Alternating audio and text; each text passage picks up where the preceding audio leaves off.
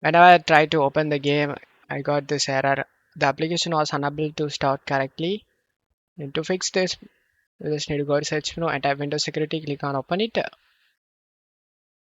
Select the virus and threat protection and select the protection history.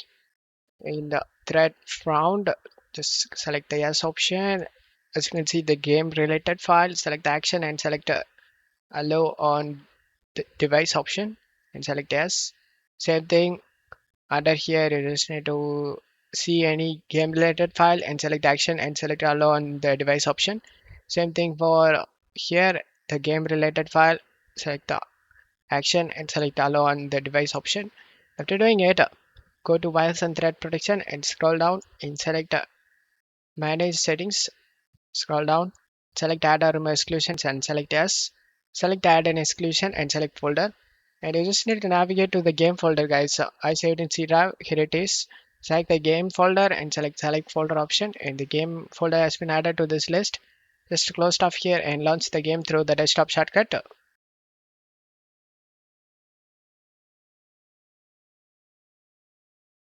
And as you can see, the game opens up without having any problem. And don't forget to leave a like, guys. Thank you.